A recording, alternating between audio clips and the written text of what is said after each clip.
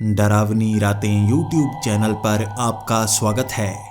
भूत प्रेत, पिशाच और शैतानों की रोमांचक कहानियाँ आपको इस चैनल पर सुनने को मिलती हैं। अगर आपको ऐसी ही वीडियोस देखना पसंद है तो हमारे इस चैनल को सब्सक्राइब करना ना भूलें।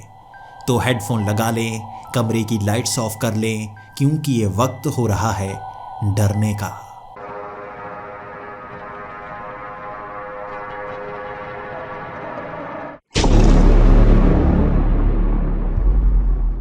हेलो दोस्तों, मेरा नाम जॉनी है और मैं यूनाइटेड स्टेट्स ऑफ अमेरिका की एक स्टेट कैलिफोर्निया का रहने वाला हूँ। मैं एक स्टूडेंट हूँ और मैंने अपने माता पिता का घर तब छोड़ दिया था जब मैं 18 साल का था।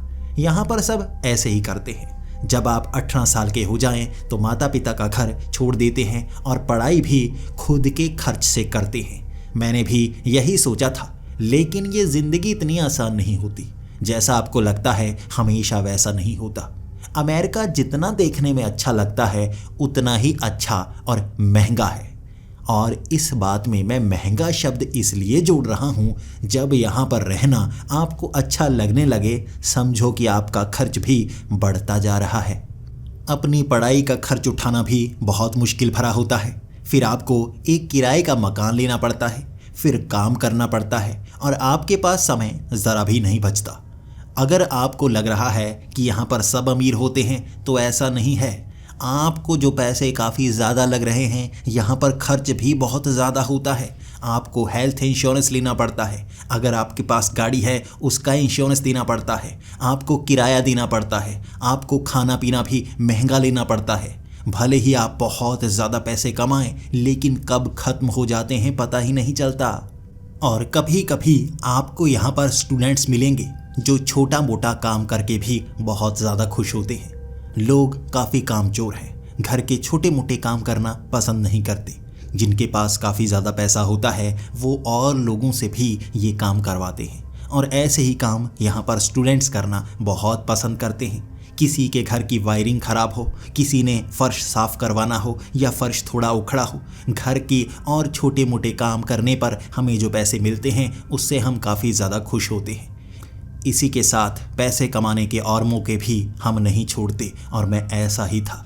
और इस बार मैंने एक ऐसा इश्तिहार अखबार में पढ़ा था जिसमें लिखा हुआ था, अगर आप एक हॉन्टेड हाउस में जा पाए तो आपको $200 मिलेंगे।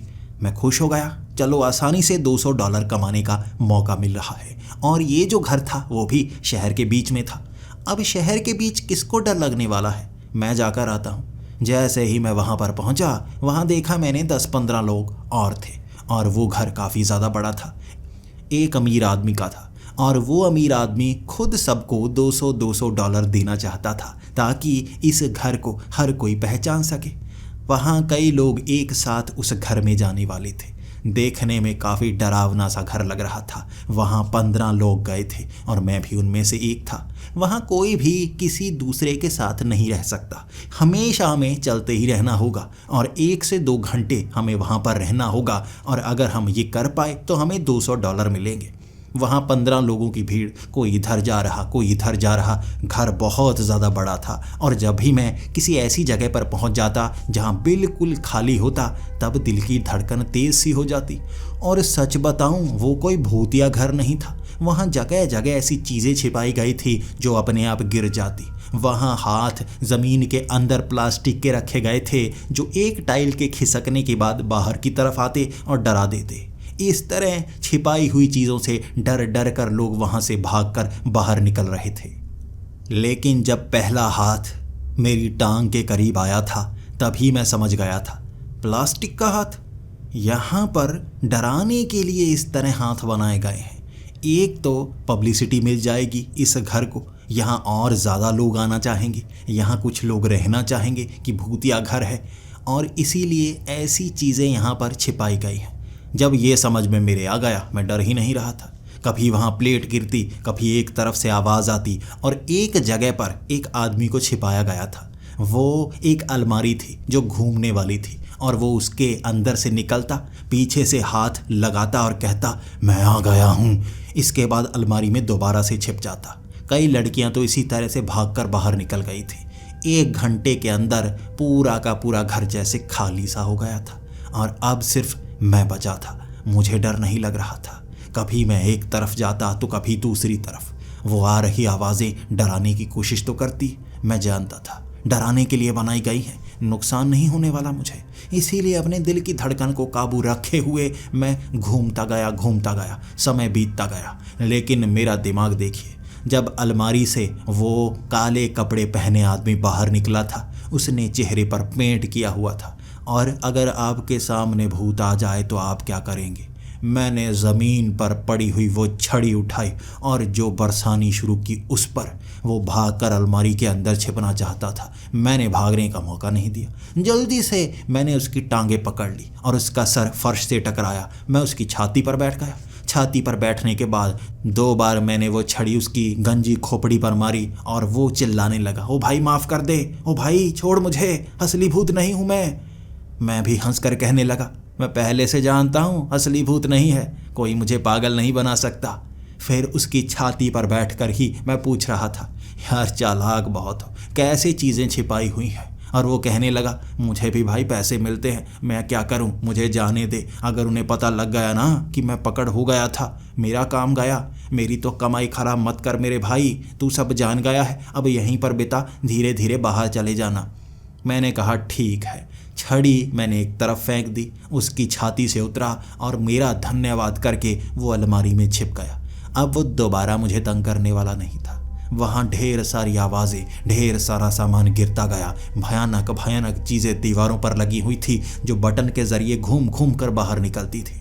वहाँ पर ऐसी कई पेंटिंग्स लगी हुई थी जो असल में LED स्क्रीन्स थी। देखने में ऐसा लगता कि वो पेंटिंग है, लेकिन बीच बीच में उसकी आंखें हिलने लगती, सर हिलने लगता और एकदम भूतनी का आकार बन जाता। मैं समझ गया था यहाँ क्या क्या चल रहा है। 2 घंटे आराम से बिताए मैंने और जैसे ही वो बैल की आवाज़ आई, चलता चलता मैं बाहर गया और कहने लगा, पीट डाला सब भूतों को, जितने भी भूत हैं किसी काम के नहीं। मैं हंस रहा था और वहाँ कई लोग थे जो ताली बजा रहे थे। वो बूढ़ा आदमी जो व्हील चेयर पर बैठा हुआ था वो बिल्कुल नहीं हंसा, उसने ज़रा भी ताली नहीं बजाई, बल्कि वो अपनी व्हील चेयर को बटन के ज़रिए चलाता चलाता आगे चला गया। मुझे वहाँ एक सिक्योरिटी गार्ड ने $200 दिए थे और मैं बहुत ज़्यादा खुश। मैंने भी उसे कहा था, बैंडेड भी ले लीजिए, अंदर जो भूत हैं उन्हें पट्टियों की ज़रूरत होगी। मैं हंसकर वहाँ से जा रहा था और वो भीड़ को चीरता हुआ मैं आगे निकल गया। यहाँ कई लोग आते होंगे जो इस तरह समय बिताते होंगे, जो बचते होंगे उन्हें $200 मिल जाते होंगे। ये तो एक तरह से खेल ही बन गया है और लोगों का मानना था अगले साल से अंदर जाने के लिए टिकट लगेगी। ये जगह मशहूर होने लगी थी। जब मैं उस जगह से आगे निकला था, मैं टैक्सी का इंतज़ार कर रहा था और वो बूढ़ा अमीर व्हील चेयर से मेरे करीब आया और कहने लगा, और पैसे कमाना चाहते हो? मैंने कहा हाँ, और पैसे कमाना चाहूँगा। और कहाँ कोई भूतिया घर है? तो वो इधर उधर देख कर कहने लगा, एक भूतिया घर है, क्या तुम वहाँ पर जाना चाहोगे? मैंने कहा हाँ, यकीनन मैं वहाँ पर जाना चाहूँगा, लेकिन उसके पैसे कितने मिलेंगे? और वो मेरे करीब आकर कहने लगा, $1,00,000, शर्तें हैं वो तुम्हें माननी होंगी। मेरे कान खड़े हो गए थे, आंखें खुली की खुली रह गई थी। $1,00,000 अगर मेरे पास आ गए तो मैं अपना बिजनेस शुरू कर सकता था। पढ़ाई के बाद सीधा मैं अपना बिजनेस चलाता। मैं उससे पूछने लगा, क्या सच में कोई ऐसा भूतिया घर है जिसके $1,00,000 मिलेंगे? तो वो कहने लगा, अगर तुम शर्तें मानोगे वहाँ पर जा सकते हो, शर्त अगर तोड़ी जाने का मौका नहीं मिलेगा। मैंने हामी भर दी, हाँ मैं सारी शर्तें मानने को तैयार हूँ। तो वो आदमी कहने लगा, पहली शर्त तो ये है, तुम किसी को बता नहीं सकते कि तुम यहाँ पर आने वाले हो। इस घर के बारे में किसी को जानकारी नहीं दी जाती और अगले 3 सालों तक किसी को नहीं बताया जाएगा। फिर पब्लिकली सबको वहाँ पर आने का मौका मिलेगा। क्या तुम जाना चाहोगे ऐसी जगह पर जहाँ इतना बड़ा इनाम मिलता हो और वहाँ पर असली भूतों का सामना करना पड़ेगा? मैंने कहा हाँ, जैसे यहाँ पर वो काले रंग का भूत बहुत खतरनाक था, वहाँ पर भी इससे ज़्यादा खतरनाक भूत होंगे। मैं सामना करने को तैयार हूँ। वैसे भी अब मैंने किसी को बताया थोड़े ना है कि मैं नए घर में जाने वाला हूँ। अगर अभी मुझे आप वहाँ पर ले जाएं तो और अच्छा होगा, सारी शर्तें मान लूँगा मैं। वो बूढ़े आदमी ने तब मेरी तरफ देखकर कहा था, ठीक है, वो सामने मेरी गाड़ी है, बैठो उस गाड़ी में, पहुंचाया जाएगा तुम्हें उस घर की ओर। मैं अब उस गाड़ी में बैठ चुका था और वो दूर खड़ा मेरी तरफ देखे जा रहा था। अजीब सा था वो आदमी, उसका शरीर नहीं चल रहा था, 80 साल की उम्र थी उसकी, और मैं उस गाड़ी में बैठा ड्राइवर से बात तक ना कर पा रहा था। ड्राइवर ने मास्क पहन रखा था, सफ़ेद रंग की टोपी पहन रखी थी और सफ़ेद ही कपड़े थे उसके, और वो गाड़ी चलती गई। काले शीशे थे उसके, मैं बाहर देख नहीं पा रहा था। ऐसी जगह पर मुझे ले जाया गया जो जंगल के बीच बना हुआ एक बड़ा सा घर लग रहा था। वहाँ मुझे उतार दिया गया। अब मुझे लगा ड्राइवर से बात करनी होगी। मैंने कोशिश की, लेकिन ड्राइवर गाड़ी भगा कर ले गया। ऐसा लगा जैसे मुझे अकेले को यहाँ पर छोड़ दिया हो। कोई और मौजूद नहीं था वहाँ पर। दूर दूर तक मैं देखता रहा। पहले कई लोग थे उस घर में जाने वाले, इसीलिए डर कम लग रहा था, लेकिन यहाँ तो मैं अकेला था और मैं बात किससे करूँ। तभी फ़ोन रिंग करने लगा और ये वाइब्रेशन भी हो रही थी, आवाज़ भी आ रही थी। कहाँ से फ़ोन की आवाज़ आ रही है? मैंने ध्यान दिया, पैर के करीब से आवाज़ आ रही थी, मिट्टी के नीचे जैसे दबाया गया था फ़ोन। मैंने मिट्टी हटाई, फ़ोन हाथ में लिया और ये रिंग कर रहा था और उस पर नंबर आ रहा था ओनर। ये शब्द ऊपर लिखा हुआ था। मैं फ़ोन उठाकर बात करने लगा। इस आवाज़ को 1 मिनट में पहचान लिया मैंने। ये उस बूढ़े की आवाज़ थी। तुम घर में पहुंच गए हो, एक तरफ देखो, बाहर वाली दीवार के पास। मैं उस दीवार के करीब गया। वहाँ कांच लगी हुई थी और कांच के अंदर नोट पड़े हुए थे। असली नोटों की पहचान हो जाती है मुझे। गड्डियाँ पड़ी थी 100-100 डॉलर की। ये 1 लाख डॉलर थे। और उसने मुझे फ़ोन पर कहा, जब घर से बाहर आ जाओगे इस कांच को तोड़ देना और इन गड्डियों को लेकर यहाँ से चले जाना। कोई नहीं तुम्हें रोकेगा, लेकिन चोरी करने की कोशिश मत करना। कुछ जगह पर कैमरे लगे हुए हैं और अगर तुम चोरी करते हुए पकड़े गए, समझ लेना तुम गए। मैंने कहा, मैं चोर थोड़े ना लगता हूँ, अगर चोरी करनी होती पहले कर लेता। मुझे इज्जत के पैसे चाहिए। घर के अंदर जाऊँगा और वापस आ जाऊँगा। 2 घंटे ही तो बिताने हैं। उसने कहा था 2 घंटे नहीं, रात का समय है, दिन के समय तक बिताना है, पूरी रात वहाँ पर बितानी है। अगर तुम बाहर आए पैसों को लेकर चले जाना। अचानक उसके शब्दों में एक घबराहट सी थी। मैंने कहा, अगर? क्या कहने का मतलब है तुम्हारा? अगर मैं बाहर आ पाया? आपको नहीं लगता कि मैं बाहर आ पाऊंगा? अंदर कोई ज़्यादा खतरनाक चीज़ तो नहीं? वो हंसकर कहने लगा, डर रहे हो? अगर डर लग रहा है तो बता दो, अभी तुम्हें जाने देता हूँ। घर के अंदर गए तो गेट को ताला लगेगा, बाहर नहीं आ पाओगे। डर लग रहा है? बुलाऊं उस गाड़ी को दोबारा बाहर? मैंने कहा, नहीं नहीं, मैं जाना नहीं चाहता, बस आप बताइए अंदर कैसे जाना है। तभी वो गेट खुलने लगा। इलेक्ट्रॉनिक गेट था वो, लेकिन बहुत मोटा, और आसपास की दीवारें बहुत ऊंची। ऊपर कंटीली तारें लगी हुई थी ताकि कोई अंदर ना आ पाए और अंदर वाला बाहर ना जा पाए। जैसे ही मैं गेट के अंदर गया, वहाँ बड़ा सा गार्डन था और सामने वो बड़ा सा घर बना हुआ था। तभी एकदम से वो गेट बंद हो गया। अब मुझे एक रात उस घर के अंदर गुजारनी है। मैं तैयार हूँ। यहाँ डरावनी डरावनी चीज़ें देखने को मिलेंगी। देखूँ तो सही क्या क्या बनाया है जिसके लिए 1 लाख डॉलर मिलने वाले हैं। यहाँ रास्ते में कई पेड़ लगे हुए थे। पेड़ों के आसपास जैसे मध्यम मध्यम से गाने चल रहे। मैं बस ये देख रहा था यहाँ कौन सी वो चीज़ है जो मुझे डराएगी। कई जगह घास ऊंची थी और उनकी कटाई की गई थी, और इसी के साथ कई जगह ऐसे पेड़ लगे थे जिन्हें काट कर जैसे छोटे मोटे रास्ते बनाए गए हों, जैसे भूल भुलैया सी बनाई गई थी, लेकिन उसके ऊपर से देखा जा सकता था। मैं तो बस उस रास्ते से सीधा आगे बढ़ता रहा। मेरा ध्यान कभी कभी इधर उधर इन चीज़ों पर जा रहा था। मैं डरना चाहता था कि कोई चीज़ मुझे डराए, तब मैं समझ पाऊँ यहाँ है क्या क्या और इतने ज़्यादा पैसे क्यों मिल रहे हैं। चलते चलते मैं उस बड़े से घर के करीब पहुँच गया था। दरवाज़ा खोला मैंने और अंदर छोटी छोटी लाइट्स लगाई गई थी। चमकदार फर्श था, हर सामान चमकदार रखा गया था, लेकिन कोई भी डरावनी चीज़ वहाँ मौजूद ही नहीं थी।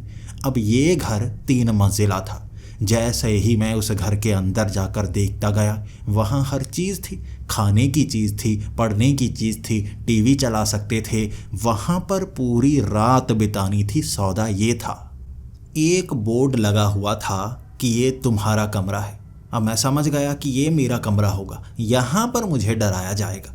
जैसे ही मैं उस कमरे में पहुँचा, ये अंदर से पुराना सा कमरा था। अब ये हुई ना बात, ये लग रहा था डरावना।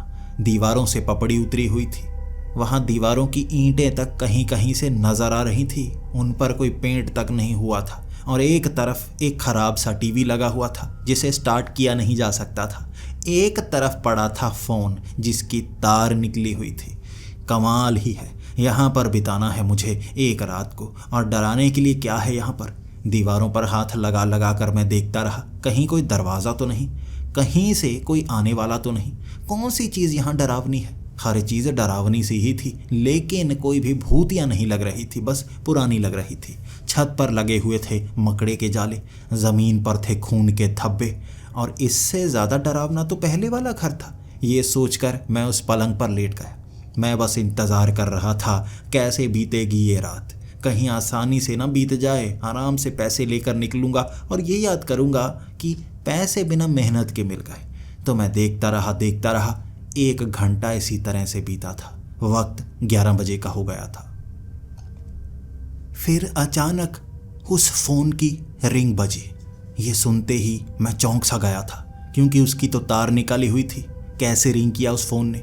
फिर मेरा दिमाग चला, डराने के लिए बनाया गया है भाई, कुछ भी हो सकता है।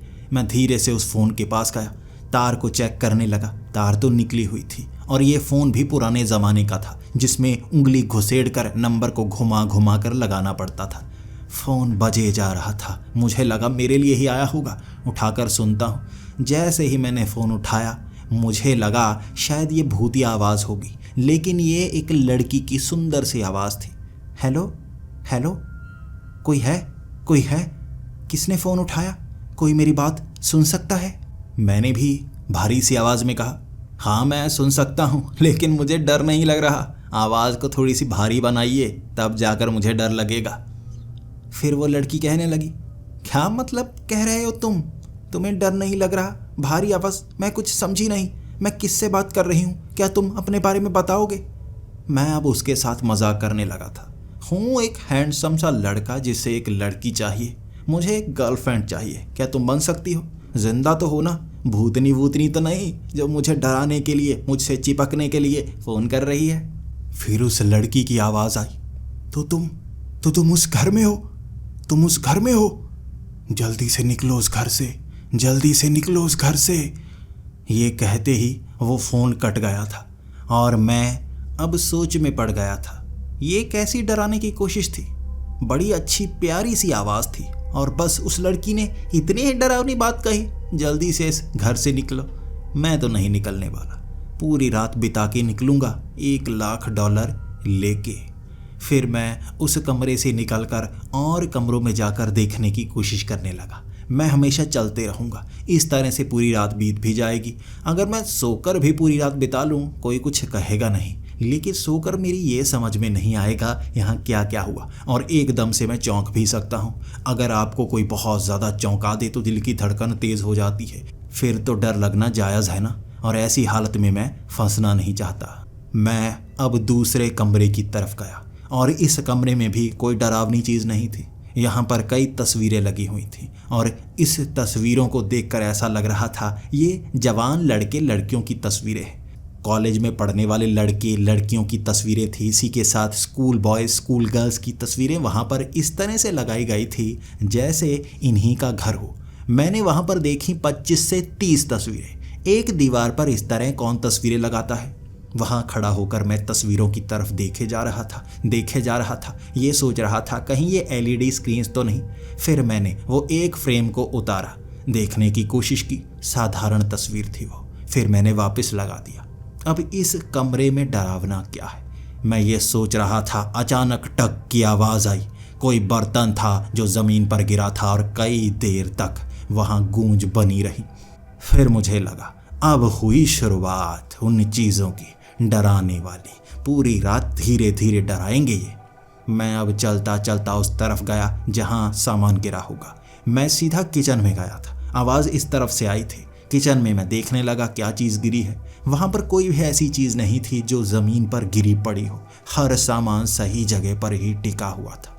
मैंने फ्रिज खोली, वहाँ पर खाने पीने का सामान था। मैंने एक सेब निकाला। सेब को खाते खाते मैं देखता गया क्या चीज़ गिरी है। मुझे मिली ही नहीं किचन में, तो मुझे लगा आसपास किसी और जगह गिरी होगी। जैसे ही मैं किचन से बाहर निकला था, वहाँ पर एक पतीला बिल्कुल गलियारे के बीच में पड़ा हुआ था, और वो भी उल्टा। मैंने उसे उठाया कि इसकी आवाज़ आई होगी। जैसे ही मैंने उसे उठाया, उसके अंदर आटा था और वो आटा बिखर गया। किसी ने जैसे यहाँ पर आटा इस मर्तबान में रखकर उल्टा रखा था इस बर्तन को, और मैंने जब उस बर्तन को उठाया तो आटा फैला। लेकिन अगर इस तरह ये बर्तन यहाँ पर गिरा तो आवाज़ ऐसी नहीं आनी चाहिए थी जैसी आई थी।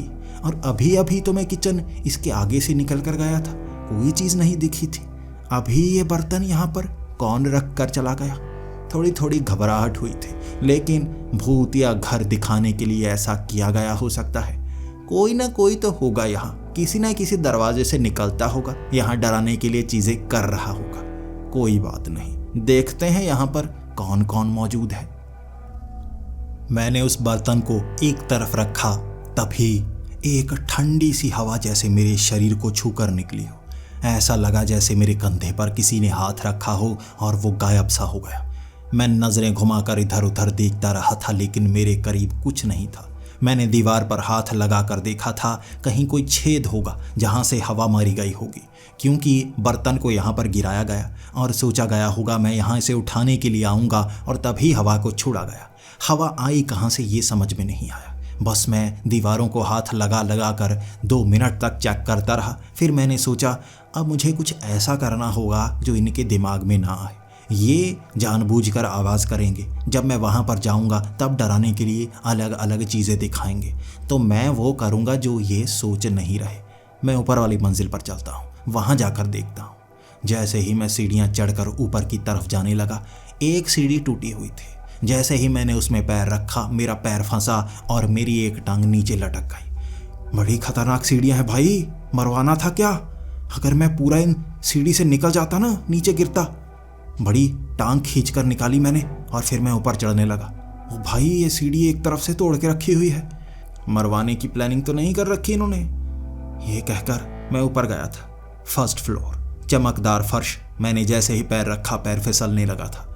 इतना ज़्यादा फिसलन भरा फर्श था कि वहाँ पर भागा नहीं जा सकता था, आराम से चला जा सकता था। मैंने जूते उतार दिए। नंगे पाँव चलकर मैं दूसरे कमरों को देखना चाहता था। जैसे ही मैं एक कमरे में पहुंचा, अब ये था असली डरावना कमरा।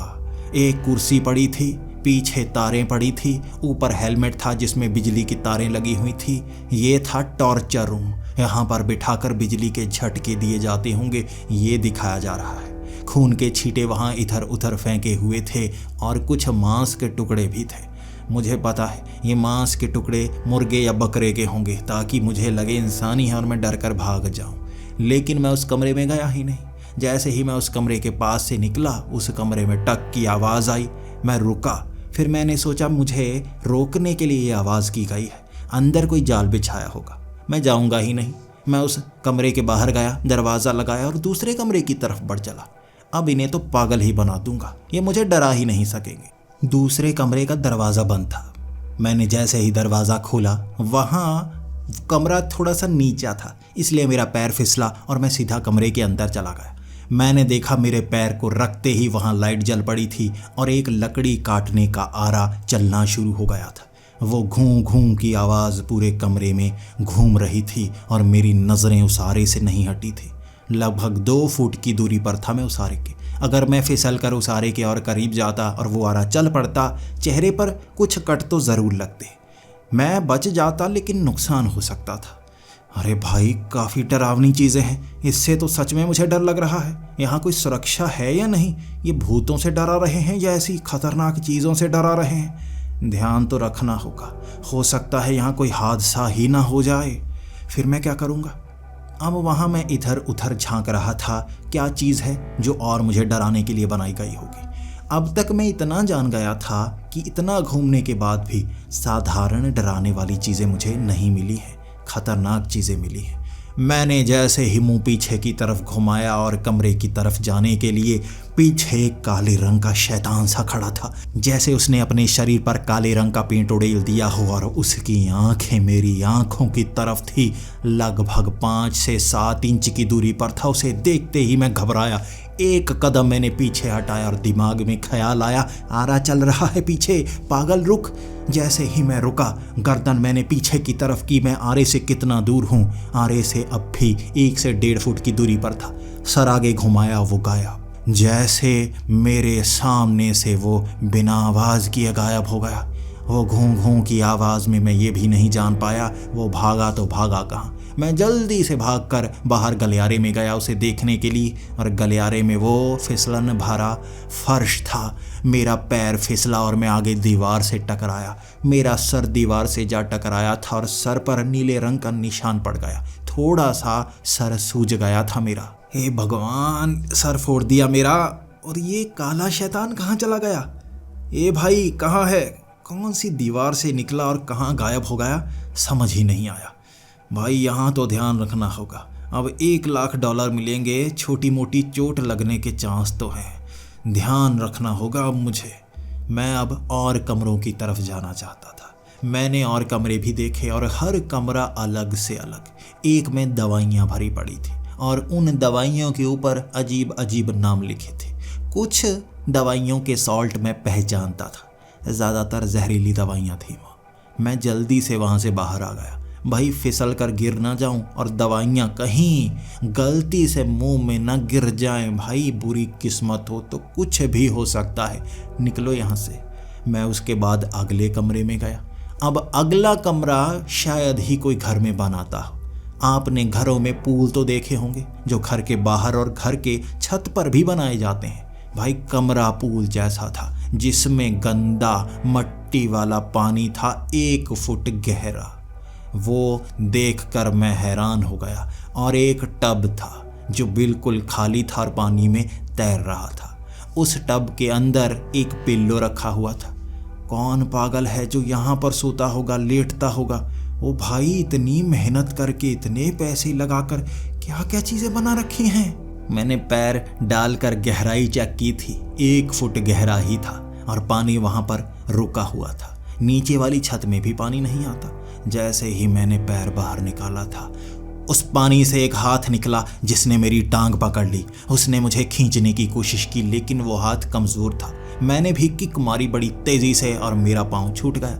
अब उस पानी में जाकर देख नहीं सकता था कि वो कहाँ पर है। हो सकता है आगे गहराई हो और उसने मास्क पहना हो, सिलेंडर लगाया हो ऑक्सीजन वाला। ओ भाई, ये पानी में खींचने वाली बात सच में डरा गई मुझे। मैं जल्दी से पीछे आ गया। मैं इसमें नहीं जाने वाला, ये तो सच में डरावना था। ओ भाई, खींच कर मेरी सांस ना रोक दे ये पागल लोग। मैं डूबने से सबसे ज़्यादा डरता हूँ। मैंने उस कमरे का दरवाज़ा भी लगा दिया। अब मैं तीसरी मंजिल की तरफ बढ़ने लगा था उन सीढ़ियों के सहारे। अब मैं सीढ़ियाँ भी एक एक करके चढ़ रहा था, चेक करते हुए ये भी ना टूट जाएं। तभी फ़ोन रिंग करने लगा। ये वही फ़ोन था जो सबसे नीचे पहले भी रिंग किया था और उस लड़की ने फ़ोन किया था। मुझे लगा ऊपर जाने से पहले फ़ोन सुनकर आता हूँ, कुछ बातें करता हूँ, उन्हें बेवकूफ़ बनाने की कोशिश करता हूँ। मैं अब चलता चलता नीचे गया। जैसे ही मैंने फ़ोन उठाया, ये लड़की की आवाज़ नहीं, ये किसी मर्द की आवाज़ थी। चलो ठीक है, डराना तो शुरू किया इन्होंने। वक्त 12:30 का हो गया था और ये भारी आवाज़ थी। हेलो हेलो, कोई है? कोई है? कोई मेरी आवाज़ सुन सकता है? मैंने कहा हाँ हाँ, मैं सुन सकता हूँ। कौन हो तुम? कहाँ से बोल रहे हो? उसने कहा मैं जहाँ से भी बोल रहा हूँ वो जानने की ज़रूरत नहीं है। तुम कहाँ से बोल रहे हो, मुझे ये जानना है। अब मैंने भी उसे कहा देखो, तुम जानते हो मैं कहाँ पर हूँ और तुम नहीं बताना चाहते तो ठीक है, लेकिन फ़ोन क्यों किया वो बताओ। कौन सी डरावनी बात करनी है जिससे मैं डर जाऊँ? करो करो, जल्दी करो, अपना काम करो। वो कहने लगा कोई डरावनी बात नहीं करनी है, तुम्हें बताना होगा तुम कहाँ पर हो, तभी मैं तुम्हारी मदद कर सकता हूँ। बिना सच्चाई जाने में मदद नहीं कर पाऊंगा। मैंने कहा, कहाँ पर हूँ? क्या मतलब कहाँ पर हूँ? उसी घर में हूँ जहाँ पर मुझे डराना है। मुझे पैसे मिलेंगे रात गुजारने के, और तुम डराओ? कौन सी डरावनी बात करनी है? वो कहने लगा, अब तुम कौन से कमरे में हो वो बताओ, कौन से कमरे में हो और समय क्या हुआ है तुम्हें बताना होगा। उसकी आवाज़ काफ़ी भारी सी होती गई थी।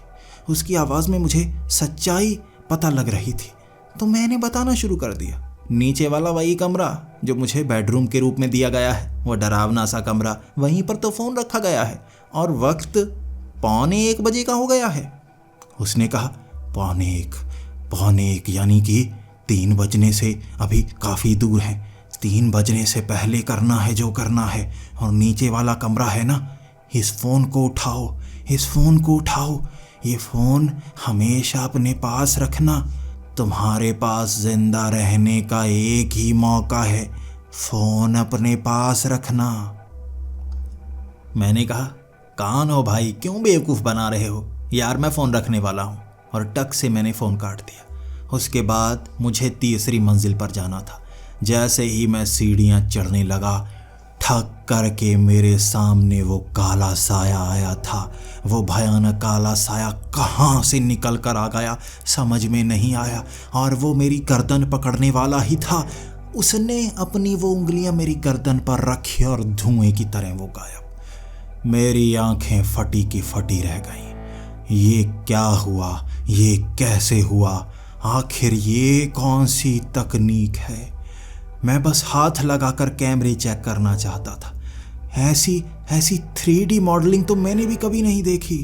ओ भाई, ये तो असली था बिल्कुल। धुएं में गायब कैसे हो गया?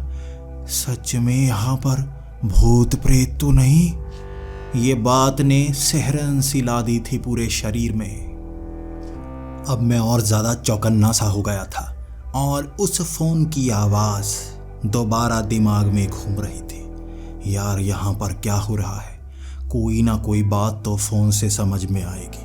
अब वो कौन था, कहाँ से फ़ोन कर रहा था, मैं नहीं जानता, लेकिन मेरी आंखों के सामने जो हुआ मैंने ज़िंदगी में कभी नहीं देखा है, ना मैं समझ पा रहा हूँ।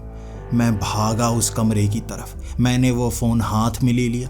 तार तो निकली हुई थी और इसमें कोई बैटरी भी नहीं थी। पुराने ज़माने का फ़ोन था। फ़ोन चल कैसे रहा है? मैंने पीछे से थोड़ा खोल कर देखा। वो साधारण फ़ोन था, बैटरी नहीं थी उसमें। अचानक फ़ोन रिंग करने लगा और मेरे हाथ से फ़ोन छूट गया, लेकिन मैंने ज़मीन पर गिरने नहीं दिया और उस फ़ोन को उठाया मैंने, और एक बूढ़े की आवाज़ थी, हेलो हेलो, कौन बोल रहा है? मैं वो आवाज़ सुनकर पहले तो चुप रहा, फिर मुझे लगा बात तो करनी होगी। मैंने उससे कहा, देखिए आप कौन हैं, कहाँ से बात कर रहे हैं? तो उस बूढ़े ने कहा, मैं जहाँ से भी बात कर रहा हूँ वो ज़रूरी नहीं है, तुम कहाँ से बात कर रहे हो वो बताओ। मुझे अब पहले आदमी की बात याद थी। ये क्या पूछ रहा है, मुझे पता था क्या बताना है।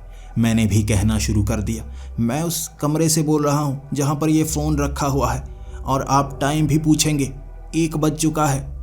तो वह बूढ़ा कहने लगा, अच्छा तो तुम उस कमरे में हो, फ़ोन उठा लो, फ़ोन उठा लो और बाहर निकलो। इस घर से अगर भाग सकते हो तो भागो, अगर नहीं भाग सकते तो बात करते रहना, तभी बच पाओगे। अब मुझे फ़ोन काटना होगा, माफ़ करना, ये फ़ोन ज़्यादा लंबा नहीं चल सकता। अचानक फ़ोन कट गया था। ये दूसरी तरफ से काटा गया था। फ़ोन पकड़ा मैंने और जल्दी से मैं घर से बाहर निकल आया। जैसे ही मैं घर से बाहर निकला था, घर की लाइट फ्लक्चुएट होने लगी थी। हर कमरे की लाइट बंद होती चलती, बंद होती चलती, और ये डरावना सा एहसास था जिसने मुझे पूरी तरह से हिला कर रख दिया था। एक हिस्सा दिमाग का कह रहा था ये डराने वाली जगह है, ऐसी चीज़ें बनावटी होंगी।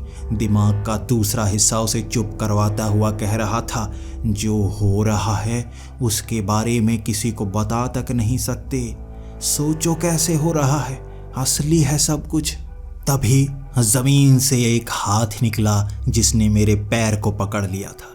उसने मेरे पैर को पकड़ा और मुझे मिट्टी में खींचने की कोशिश की, लेकिन उसमें इतनी जान नहीं थी कि मेरे पैर को खींच पाता। मैंने अब उस हाथ को पकड़ा और ज़मीन से खींचने की कोशिश की। कौन है जो डरा रहा है, खींचूं तो सही। मैंने खींचा और वो हाथ मेरे हाथ में आ गया था। वो जैसे धड़ से अलग हो चुका था हाथ, अब भी उंगलियां चल रही थी। खून बह रहा था, उस कलाई से उंगलियां चल रही थी। मैं बता नहीं सकता कितना डर गया था। क्या ये मोटर से चलने वाला हाथ है या सच में एक शैतानी हाथ है, भूतिया हाथ? और वो हाथ अब भी मुझे पकड़ना चाहता था। मैंने एक तरफ फेंक दिया और वो जल्दी से उस छेद में घुसा। मैं वहाँ पर खड़ा होकर उसे देखने की कोशिश कर रहा था, लेकिन दूसरी तरफ से एक और हाथ आया जिसने मेरी टांग को पकड़ लिया।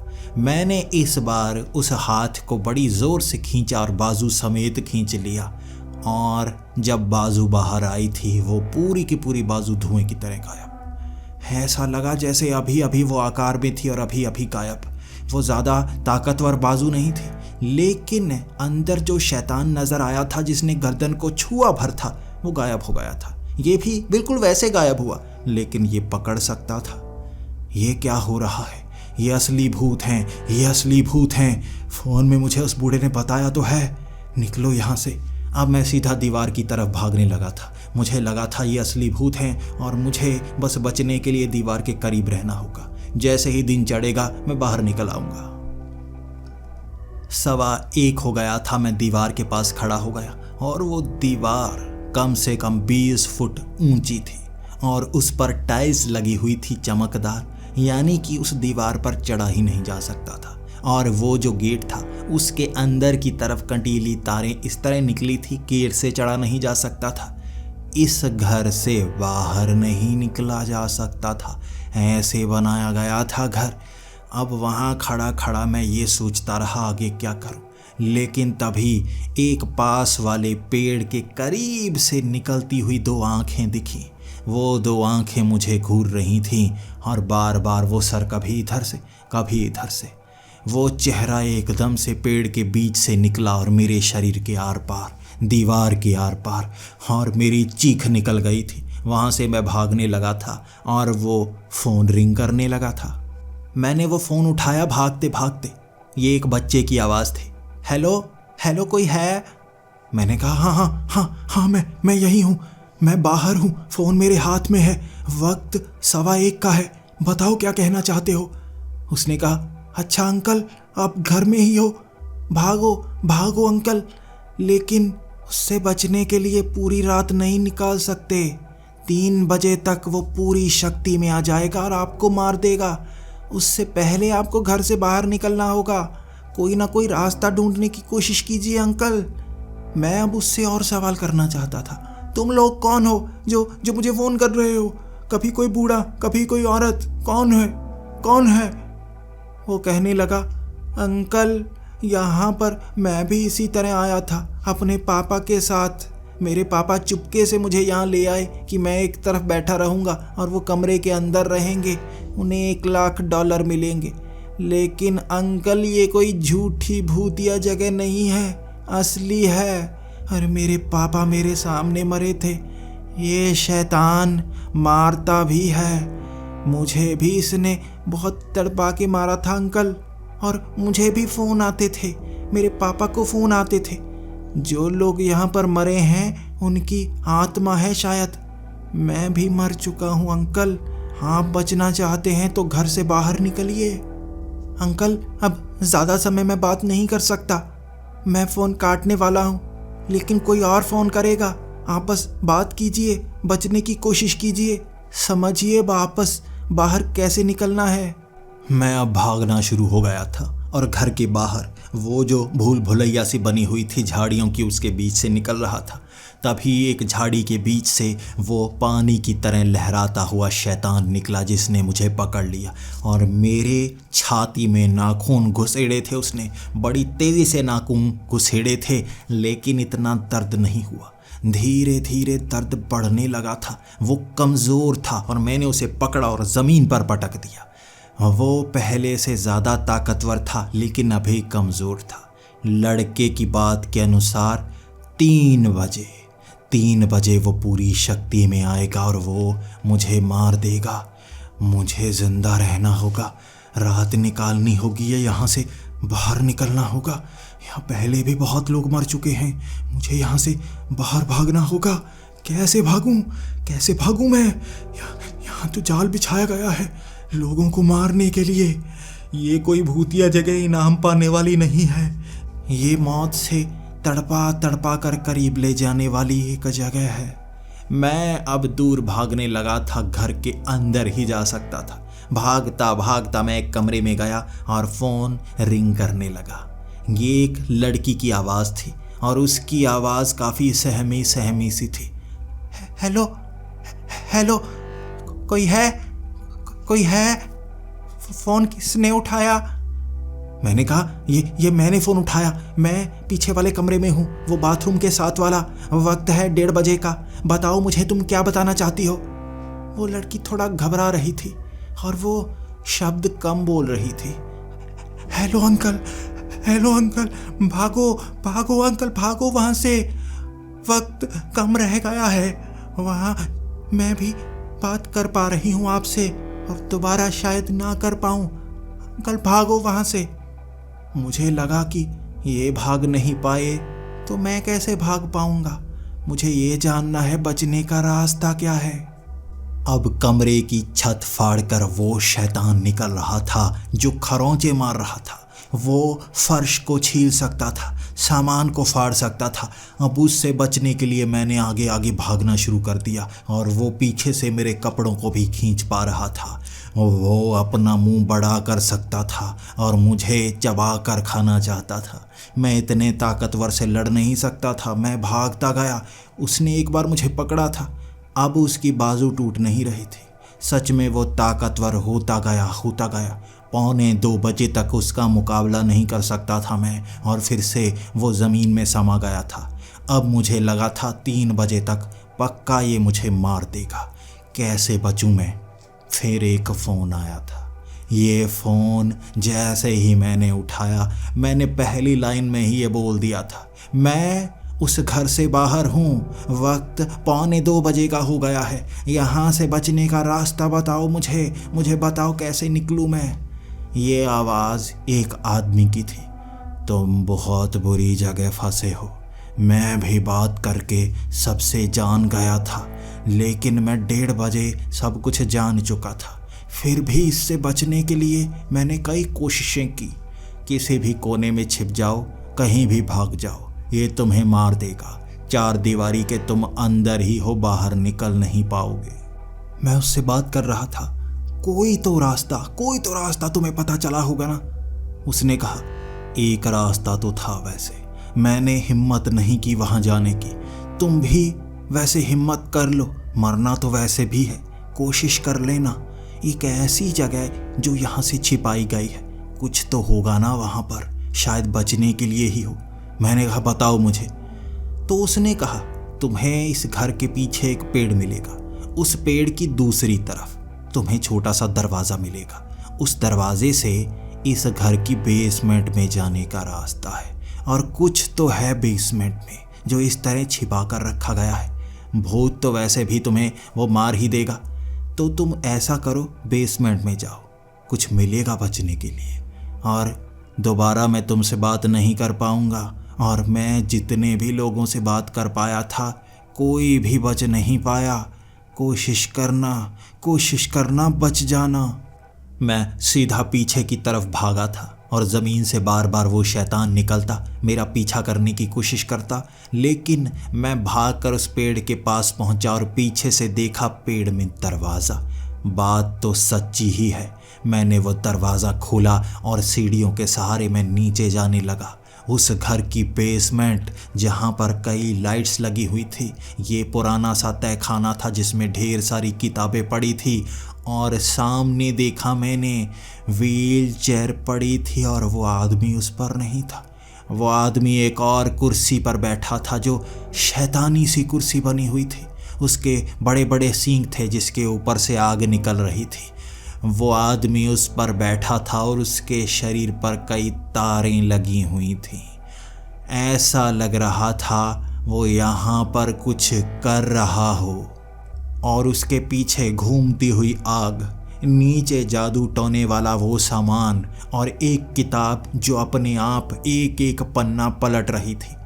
एक एक सेकंड पर एक एक पन्ना पलटा जा रहा था। और उस आदमी के पीछे रखी घड़ी जिसमें समय चल रहा था, इस समय 2 बजे हुए थे और उस घड़ी में 2 थे। नीचे वाली घड़ी में पीछे की तरफ चल रहा टाइमर 1 घंटा बचा था उसमें, यानी कि इसे पता है शैतान कब पूरी शक्ति में आएगा। वो 3 बजे का इशारा कर रहा था और वो शैतान, उसका चेहरा इसके जैसा ही तो है, इस बूढ़े जैसा। ध्यान से देखा मैंने, बिल्कुल ऐसा ही तो है। कहीं यही तो शैतान नहीं बनता? इस शरीर से निकलकर लोगों का शिकार तो नहीं करता ये? और इस कमरे में भी कई तस्वीरें लगी हुई थीं, लोगों की तस्वीरें और उनके नीचे रखी उनकी खोपड़ियाँ। अब मैं जान गया था यहाँ क्या हो रहा है और पीछे से वो शैतान वहाँ पर पहुँच गया। वो मुझे पकड़ना चाहता था और वो बड़ी तेज़ी से मेरी पसलियों में अपनी उंगलियाँ गड़ा गया। अब उससे बचना मुश्किल था, वो ज़्यादा ताकतवर था, लेकिन उसकी उंगलियाँ मैंने थोड़ी टेढ़ी की। अभी समय नहीं हुआ था, लेकिन मैंने जल्दी से छलांग लगाई और व्हील चेयर को धक्का दिया। वो व्हील चेयर जाकर टकराई उस बूढ़े से जो कि उस कुर्सी पर बैठा था। उसकी टांगों पर जाकर बजी थी वो व्हील चेयर, लेकिन दर्द उस शैतान को हुआ था जो पीछे की तरफ दीवार पे समा गया। तब मेरी आंखें चमक गई थी, मैं जानता था बचने का रास्ता। वहाँ पड़ी हुई एक छड़ी, मैंने उस बूढ़े पर जो बरसानी शुरू की। बाहर से चीखने की आवाज़ें आई थी, वहाँ भूकंप जैसा हालात बन गया था। मैं बस उस पर छड़ियाँ बरसाता रहा और उसकी तारें खींच दी तो उसे होश सा आया। मेरी तरफ देखकर वो घबरा सा गया था और कह रहा था, तार लगा दो मेरी, तार लगा दो, वो मुझे मार देगा। और जब उसने ये कहा तो एक छड़ी उसके सर पर मारी थी मैंने, और उस दर्द से वो कह रहा था, माफ़ कर दो, तुम्हें सब कुछ सच पता चल गया है, मुझे माफ़ कर दो, मैं तुम्हें जाने देता हूँ, वो 1 लाख रुपए तुम ले जा सकते हो। मैंने तब उससे सवाल किया था उन लोगों को क्यों मारा, और उसने कहा, कोई नहीं मरता यहाँ, मैं बस खेल खेलता हूँ डराने के लिए, मारता नहीं मैं, कोई नहीं मरा, तुम्हें किसी ने झूठ बोला होगा। फिर से एक छड़ी उसके सर पर और उसने सच उगल दिया, मुझे माफ़ कर दो, मैं क्या करूं, मुझे ये अच्छा लगता था, तो मैं अब बूढ़ा हो गया था। मैंने इन शैतानी शक्तियों के बारे में जाना और उसके बाद मैं वो शैतान बनकर यहाँ शिकार करने लगा। तुम्हें जाने देता हूँ मैं, तुम जा सकते हो। फिर से एक छड़ी मैंने उसके सर पर मारी। 3 नीले रंग के निशान उसकी उस गंजी खोपड़ी पर बना दिए थे मैंने, लेकिन किसी को जान से मारने की हिम्मत मुझ में भी ना थे। उस बूढ़े को घसीट कर मैंने उस जगह से निकाला था और मैं उस बाहर वाले गार्डन तक उसे ले आया था। घसीटते घसीटते उसे बिना व्हील चेयर के मैं उस गेट तक लेकर आया और उसने कहा, मैं गेट खोलता हूँ। वहाँ बाहर निकलकर मैंने पुलिस को फ़ोन लगाया था। वो फ़ोन उसके पास था और फ़ोन लगाते ही आधे घंटे में पुलिस आ गई। पुलिस को मैंने सच बता दिया और जब वहाँ छापा मारा गया तो ऐसे राज निकले जो कोई जानना नहीं चाहता था। लगभग 150 लोगों को मारा था इसने पिछले 25 सालों में। लाशें निकली थी नीचे से, लेकिन वो शैतान वाली बात मानने को पुलिस वाले तैयार नहीं। फिर भी उन लाशों के सहारे कई केस सॉल्व हो गए और उस बूढ़े पर ये इल्ज़ाम लगे थे कि उसने ये कत्ल किए हैं। और इसके बाद उसे सज़ा सुनाने से पहले ही उसकी वो गाड़ी पलट गई। पता नहीं क्यों, जब उसे एक जेल की तरफ ले जाया जा रहा था तो वो गाड़ी पलट गई और पुलिस वालों ने कहा कि वो भाग रहा था, इसलिए उस पर गोलियां चलाकर उसे मार दिया गया। उसकी टांगें काम नहीं करती थी, वो भाग नहीं सकता था, लेकिन पुलिस ने यही कहा बाद में मुझे पता चला एक लड़की जो यहाँ पर आकर मारी गई थी उस पुलिस वाले की लड़की थी जो गाड़ी चला रहा था। सब सामने आ गया मेरे। लेकिन ये डरावनी घटना मेरी ज़िंदगी में आज भी आंखों के सामने गुजरती है। लेकिन एक अच्छी बात भी है इस कहानी की जो मैंने अंत में आपको बतानी है। जब उस बूढ़े को बाहर लेकर आया था, फ़ोन लगाने से पहले वो कांच को तोड़कर मैंने वो $1,00,000 निकाले थे और एक जगह छिपा दिए थे। 2 महीने बाद उसी जगह से वो नोट निकालकर मैंने अपना काम चलाया। मेरी ग्रेजुएशन अब हो चुकी है, मैं स्टार्टअप शुरू कर चुका हूँ और वो भयानक रात मैं भूल चुका हूँ और अपने काम की तरफ बढ़ रहा हूँ। लेकिन आपके लिए एक खास संदेश है, बिना जाने बिना समझे ऐसी जगह पर मत जाना जिसे भूतिया कहा जाता है। राज समझने में समय लग जाएगा और बहुत देर हो सकती है।